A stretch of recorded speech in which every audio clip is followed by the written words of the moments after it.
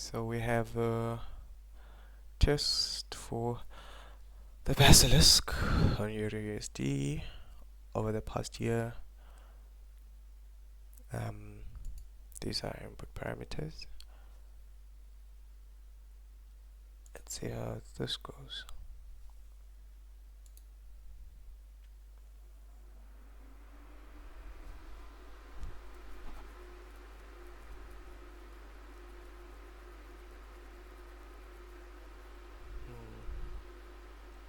That might take a couple of hours.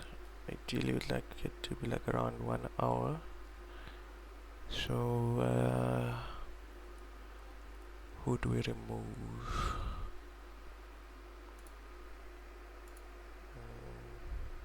Let's see.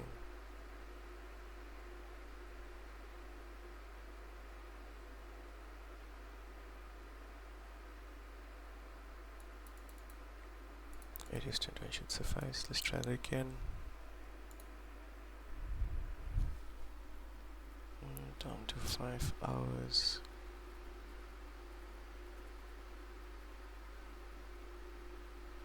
Still too many passes for my liking.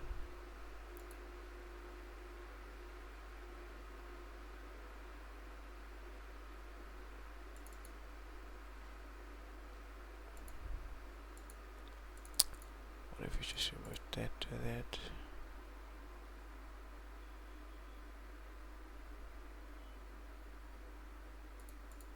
Do not want to do this to that sense, but it's fine.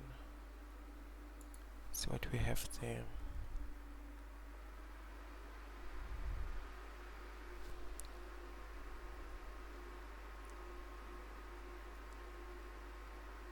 Two hours is still a lot.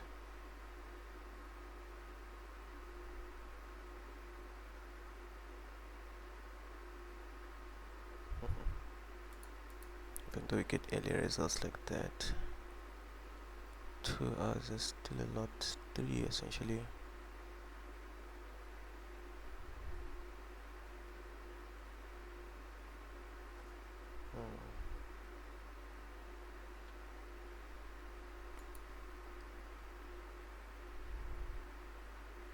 Yes, I filter according to those high input parameters. You know what? Let me do it like this.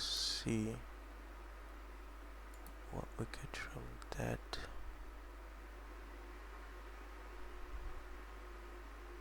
Is that an hour? I see. Okay, that's under an hour. We'll keep these settings. We'll check back in after an hour. So this is just the mid test check. Test has been running for like 15 minutes now, and we're just above 90 degrees Celsius in CPU temps. We're pulling like 95, 94 watts on the CPU.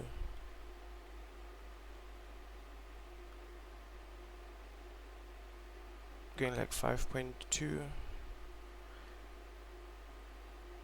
gigahertz from the CPU. It's not too shabby. My only bottleneck here is the 16 gig RAM, but we'll get that sorted.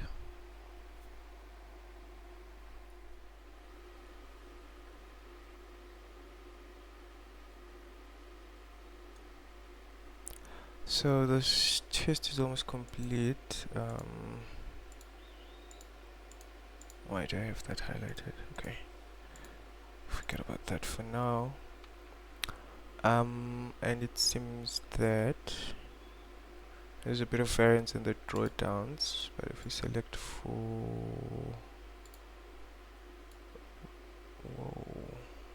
if we select for drawdown, that is interesting.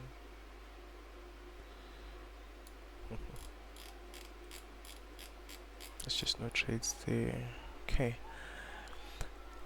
If we select for drawdown, at least there's 3 iterations or passes that have a drawdown less than 30%. And then quite a few, 1, 2, 3, 4, 5 at the 30% range. And granted that this is a just over a year, having at least 378 trades is I guess a good average for at least a trade a day. I'm not sure what the threshold is for passing for passing what the critical mass for trades is. The number we can confidently say it's working, but if I go back to the top for this, by coincidence we actually have a case where the best pass has the lowest drawdown and the best profit. Just a few more minutes until this is over. A few more seconds actually. I guess that's the last pass.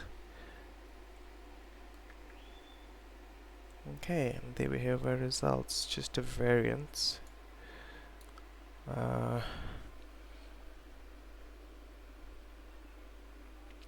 I mean, these do look like good numbers, but the drawdown is bad crazy.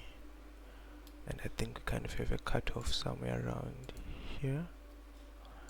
I mean, 7k is good over a year. From an initial deposit of 1,000, doesn't seem bad. What would be curious would be to see the equity curve of this guy.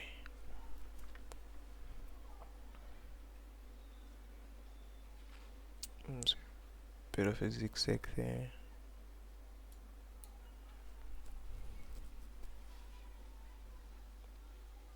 And then check those big test results. I'm not worried about those now. Okay. Got a Sharpe ratio of 2.84.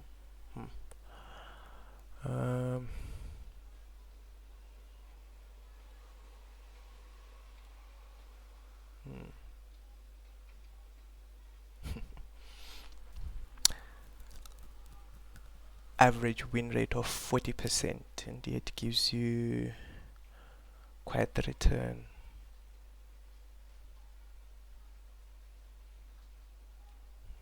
These stats are quite interesting. Gross profit was 1.8 million and gross loss was 1.2 million, 1.27 million. Not bad, I guess, for a year's worth of work.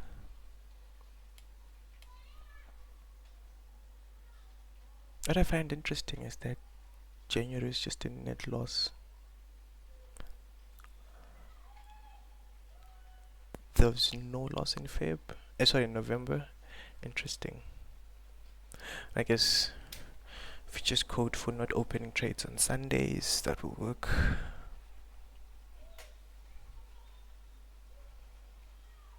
Oh, not necessarily. Okay, but entries by day.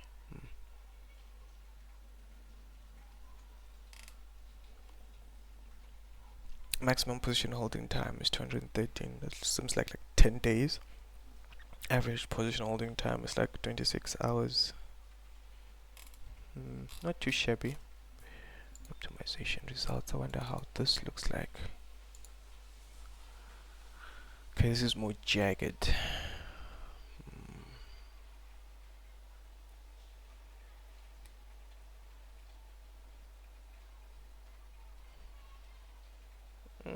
Still does the job, I guess. Says results for this one. So it just has a slightly lower Sharpe ratio of 2.5.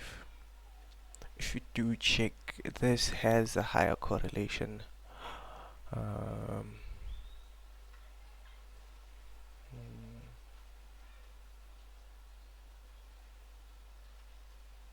Slightly lower percentage. It's got a 38% win rate. Then one last check. Just going to check the guys that have a drawdown in the 20s. This just looks similar to the previous one though.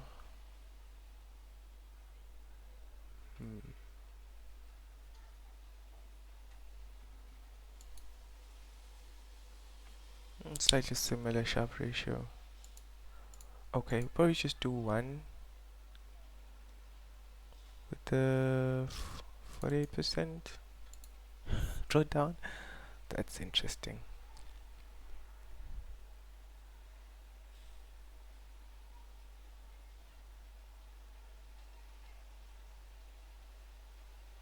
I mean, there's variance in this behavior. This one has a better Sharpe ratio of 3.44, a slightly better profit win rate with 41%. But yeah, not too shabby. One last one for good measure. Randomly select that one. This is a 95% drawdown. Let's see how bad it got.